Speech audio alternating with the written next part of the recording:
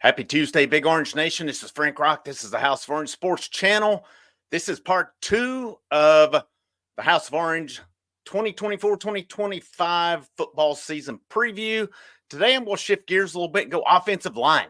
I know a lot of times we go quarterback, running back, wide receiver, tight end, offensive line. I want to go line second because I know last night when I recorded the quarterbacks video, and I'll link that here at the end if you have not checked that out at this point. But I was referring to that offensive line and how Nico in the bowl game played with as probably as big of a makeshift offensive line as maybe we've seen in Tennessee, at least in a long time. But I think this unit is going to be a real strength for Tennessee. I think Nico is going to be very well protected by this unit. I want to get into that unit today because when I get to the running backs, wide receivers, and so forth, so much of this is going to play back to this offensive line. And Cooper Mays last week, SEC Media Days, he said, we played a lot of football here. We feel this is going to be a strength of this line. I agree with him on this. So the projection, so let's look at who's gone. First of all, Jeremiah Crawford, graduation. He played a good bit of football down there. Gerald Mincey had played a good bit of football for Tennessee, but he transferred out to Kentucky. He had transferred from Florida to Tennessee. Apparently, he won some money. And you know what? Tennessee made the right decision on it because Gerald Mincey, I mean, hey, I know he gave his all, okay? But at the same time, if you're coming up wanting a bag of money, you better back it up. Gerald Mincey, a lot of these defensive backs who wanted their money and hit the road, they didn't earn it. All right, they didn't earn it. I'm just going to be frank with you, no pun intended. Mo Clifford Jr. transferred to Charlotte. Parker Ball, he graduated. And God bless Parker Ball. All the injuries he had after extra points, I don't see how that guy is making it right now. The most injured guy in all of America, I think, last year with it. So funny to me in the bowl game when the announcer, I think it was Parker Ball or it was Dane Davis, I can't remember, who had the designation at that point was down, and the announcer's like, oh, this just doesn't look good right here. You hate this for the young man. Evidently, the announcer was not in on, I guess, the joke, so to speak. So Parker Ball, he has exhausted his eligibility. Ollie Lane exhausted his eligibility. You know, give credit to Ollie Lane. He caught a lot of crap down here. But that guy, he busted his hind end, man. He worked hard down there. You know, was he the standard? No. But was he a guy that I think we should all be proud of for what he put in? Absolutely. I mean, there's not much you can say other than that. The dude, when he was out there, he was giving his all. That's all you can do on you. Your best is your best. And then Addison Nichols actually transferred out to Arkansas. So I don't know really how all that went, if that was something the staff was enthused about or anything. I think I'd gathered that they really didn't want him to leave, but he left for other opportunities. And, you know, I don't know what his opportunities would have been this year. So now you have, I want to look to the guys coming in via your signing class or your transfer portal. The big one they got, of course, was Lance Hurd, former offensive lineman from LSU, come in. And, you know, it seems like he's locked into that left tackle position for this year. 5-star ability, you know, 5-star recruit when he went to LSU, transferred out. This was a big get for Tennessee. And I'll tell you, I think Tennessee right now, in terms of their recruiting last year, what they've done so far this year, and especially if you finish with David Sanders, which I think they have a good shot to do, their offensive line recruiting I think is going really well right now. It's starting to mesh. It was a little slow out of the gates, but now, you know, a lot of things factor into that. Number one, these whatever BS sanctions were out here from the Jeremy Pruitt era, those are gone. Still sanctions, don't get me wrong, but there's no cloud over the program now. They've started to win games. Darnell Wright being a top 10 pick 2 seasons ago. That's got to stand out to an offensive lineman. We're putting guys in the NFL doing that as well. I mean, you see a guy like Trey Smith, even though it's not this staff, but a guy who's winning Super Bowls with the Kansas City Chiefs. That's got to stand out to the Tennessee program. Um, but you look at what they brought in. Like I said, Lance Hurd from the portal this past season. Then you look at the recruiting class. You had Bennett Warren, who, according to, I'm looking on 3.com, volquest.com, consensus across the board, 4-star. 281 according to On3. 24/7 had him an 80 overall, or 80th ranked overall. ESPN had him 73rd. Rivals had him 243. You had William Satterwhite, another consensus. I'd say actually On3 had him as a 3-star, but 24/7, ESPN, Rivals all had him as a 4-star. He's listed as an interior lineman. Bennett Warren, he's listed as an offensive tackle. Max Anderson, another one. On3 had him as a 3-star. 24/7, ESPN, Rivals all had him as 4 stars across the board. He's an interior lineman out of Texas. Let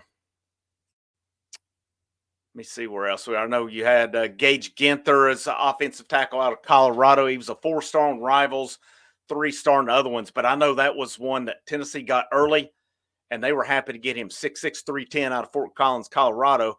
And Jeremiah Hurd, he was listed as a defensive lineman.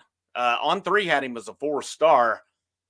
24/7, Rivals had him a 3. ESPN doesn't have a ranking for him, but I've seen he is going to be working at offensive tackle here. So, and then Jesse Perry is a guy I've seen positive things said about. Consensus 3-star from Murfreesboro, but they've talked about how he's really come in, put in the work, change his body around as well.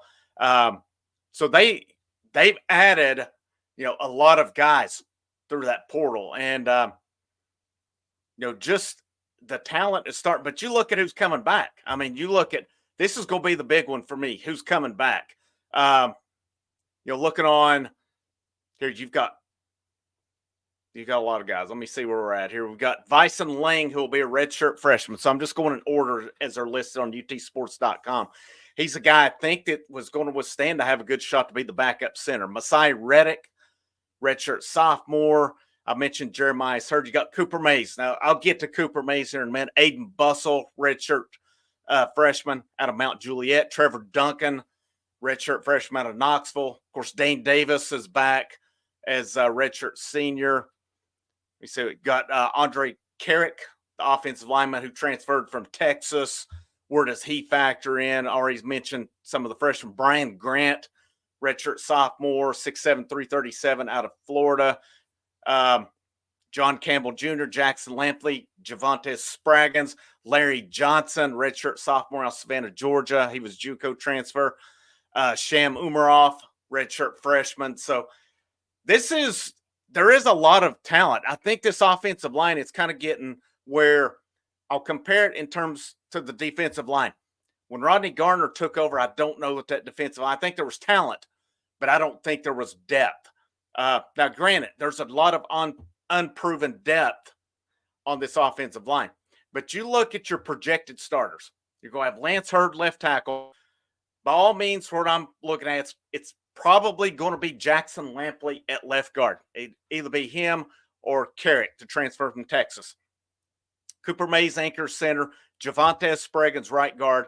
John Campbell Jr., right tackle. That's a good offensive line. Jackson Lampley started in the bowl game. Now, he was your designated injury of the leg guy for a bit, and then he passed that off to Parker Ball for the bowl game. This is not a cold beer. This is a kombucha, by the way, so I'm not having a day. But Jackson Lampley in that bowl game, according to Pro Football Focus, he graded out well. He had a good performance. And so you look at that offensive line, that is a lot of experience across that line. Now, the problem with that, if that's your starting line, of course, Dane Davis has played a lot of football. He's going to factor in as well. He's probably your 6th guy, I would imagine, on there because he can play any position. So, somebody has to come out here. Dane Davis, he can play guard, he can play tackle. He's played a little bit of center as well. Be curious to see if he is the backup center. I think you're going to about see him listed as the backup at every position on this line. That's an offensive line, though, that has a lot of experience. They played a lot of football. And some of these guys, especially Spraggins, Cooper Mays, I mean, they played for a few years. I think Spraggins had not been for the injury last year, would have probably been off to the NFL. Again, I'm using a lot of probablys and I think. I don't know any of this till it starts. So, I always try to reiterate this because I had somebody really blast me for saying I think and I know on recruiting. So it's the same thing here.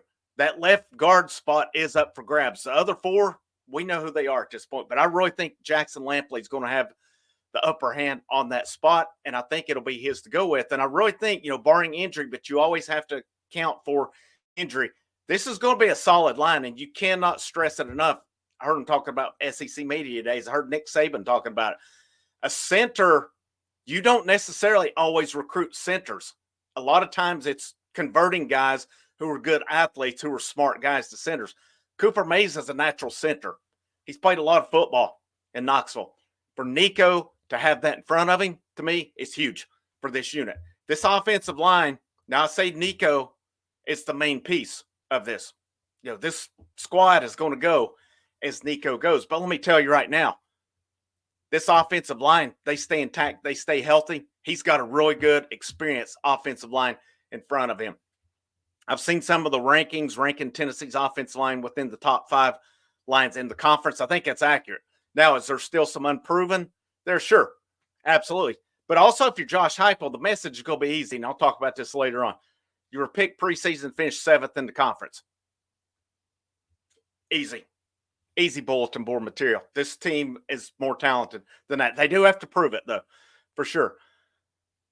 But you look at your base, this offensive line, Nico, this quarterback, they say he's ready to hit the ground running. Heupel's excited about him. I trust him. The guy knows quarterbacks. He's building a quarterback factory in Knoxville. When I get to the running backs, I want to do offensive line before running backs just because there's talent in that running back room, and it's going to have a good offensive line to run by. You saw what Dylan Sampson did against a top-ranked defense and a makeshift offensive line last year. This offense is going to be explosive this year. I've not even gotten, like I said, to the running backs, to the wide receivers, nor have I gotten to the tight ends on it. This will be a very explosive offense. The key for them, they will score on everybody. The one team they have to prove they can score on is Georgia. Georgia has had their number since Josh Heupel's been there, that they've not been able to score on Georgia.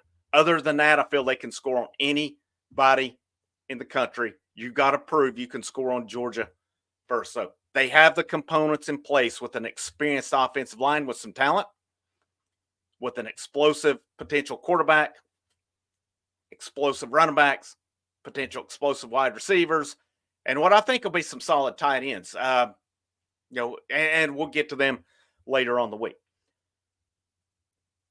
Memberships are now live. So your membership tiers, I have a $2.99 tier where with live streams, you get membership badges per month. You get your custom emojis. I've only got 4 right now. I can expand those as the channel kind of goes on. You can also get, member recognition on that as well. Let me pull this up here as I look at those. Pull that back up here as I look at it. As I pull it up with the channel.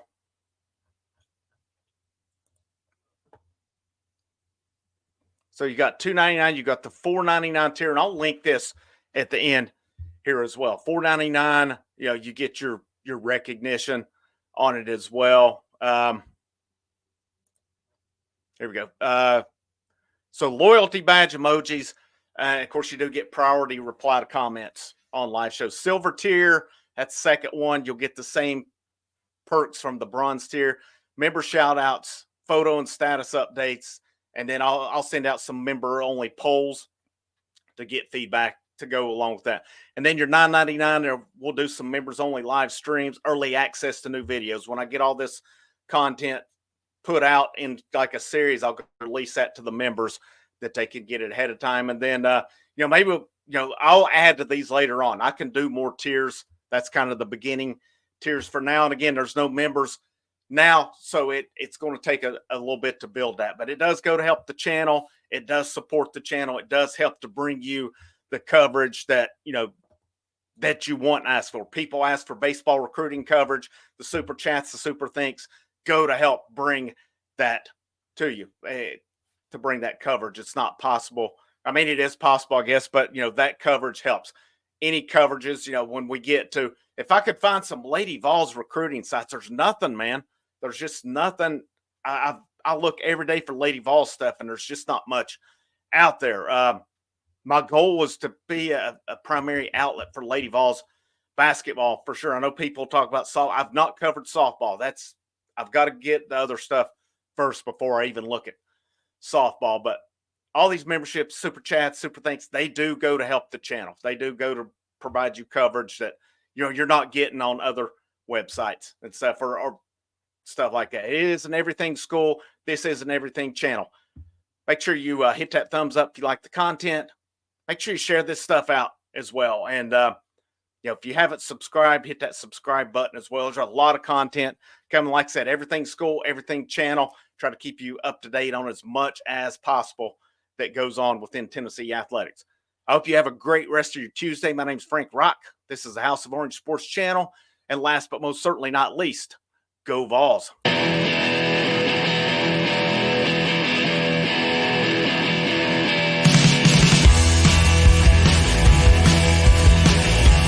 Everyone rejects me.